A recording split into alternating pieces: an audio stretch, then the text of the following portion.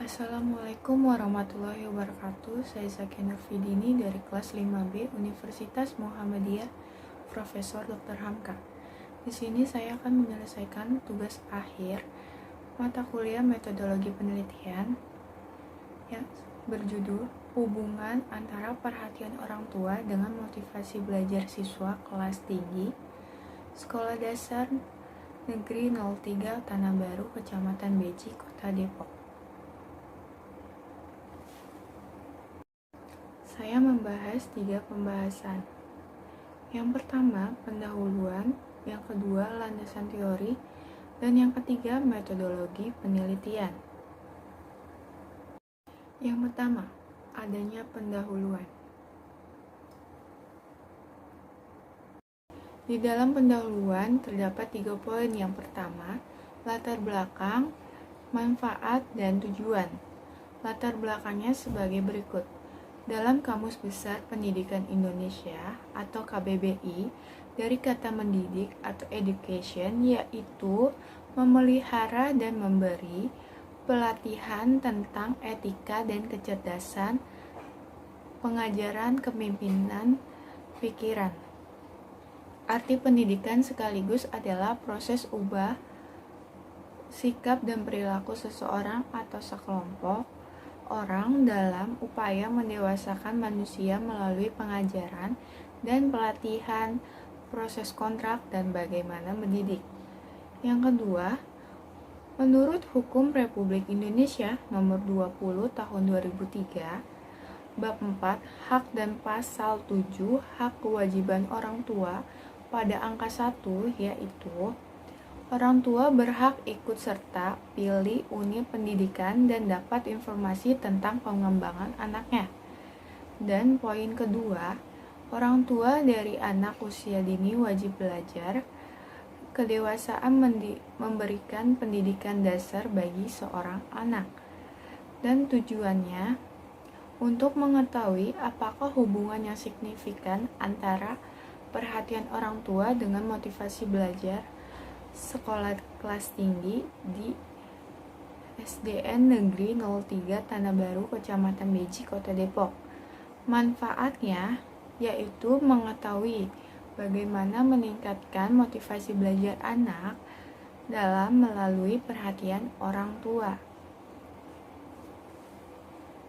Dan yang kedua, adanya landasan teori.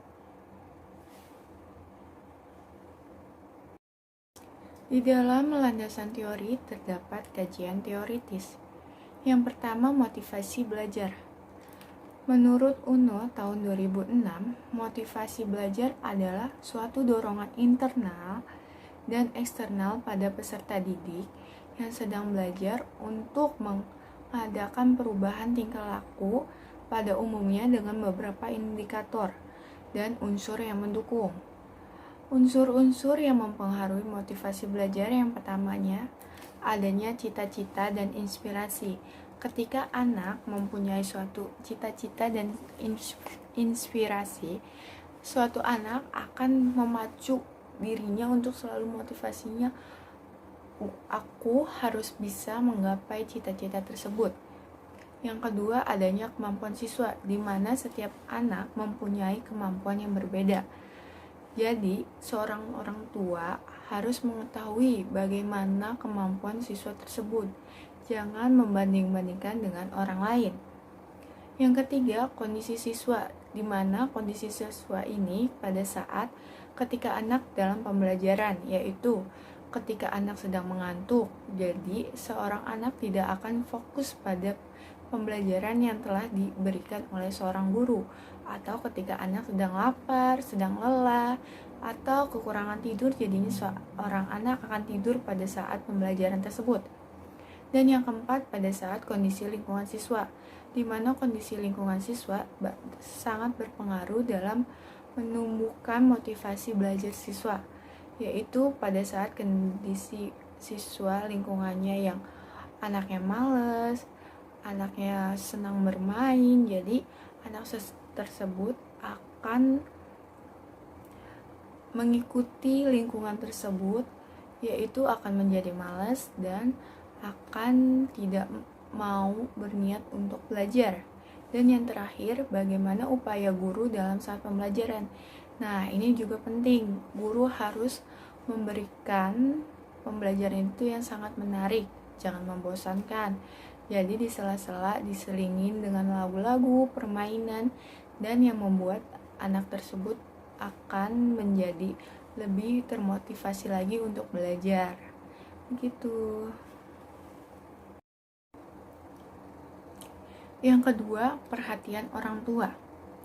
Menurut Surya Brata tahun 2004, menjelaskan perhatian yaitu sebagai banyak sedikitnya kesadaran yang menyertai sesuatu aktivitas yang dilakukan.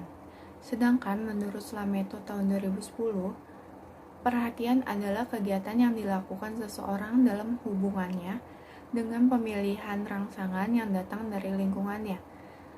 Bentuk perhatian orang tua terdapat dua.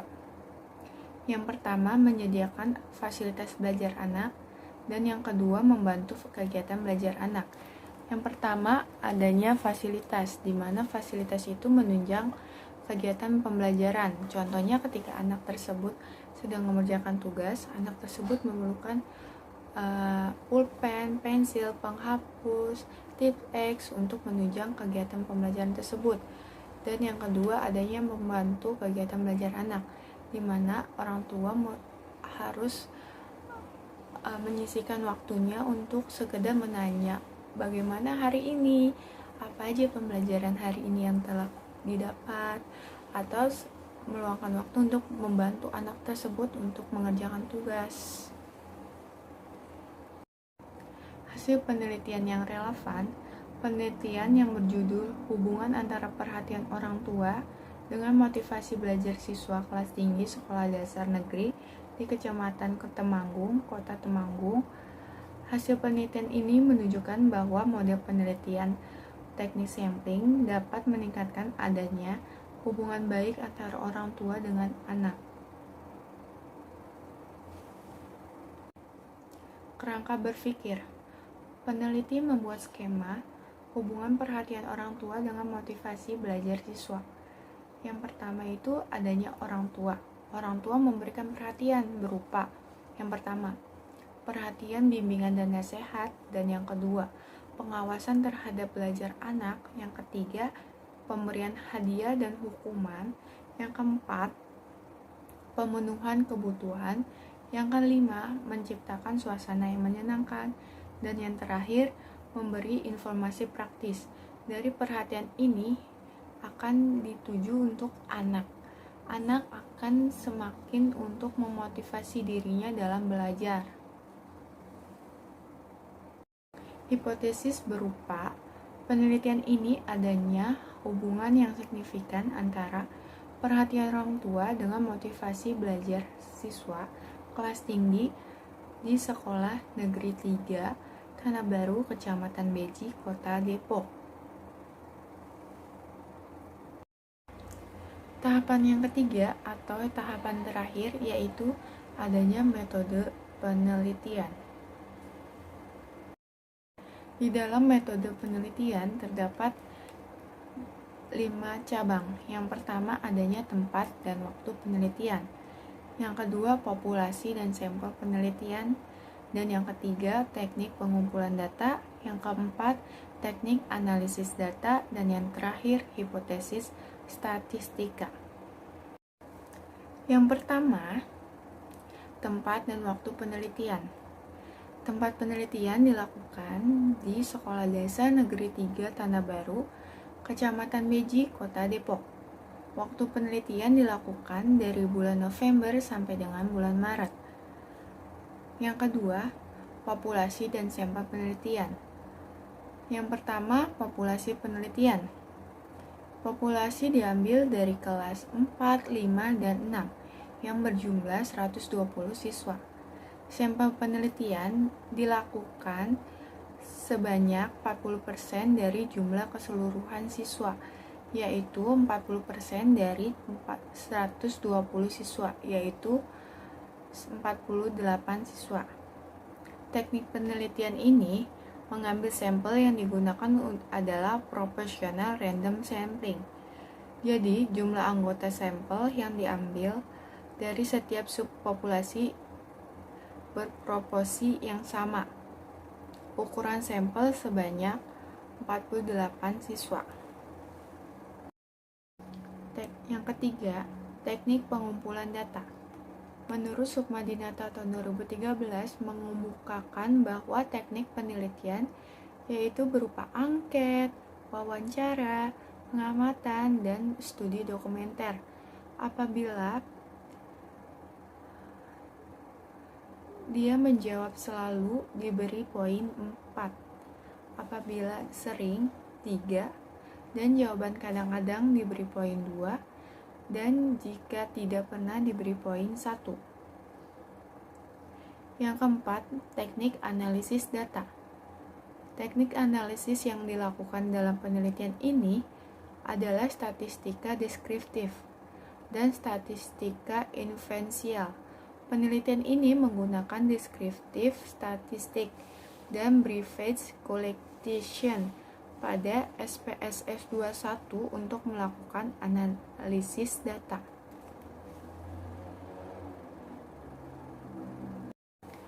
Sekian hasil dari studi metodologi penelitian yang telah saya teliti.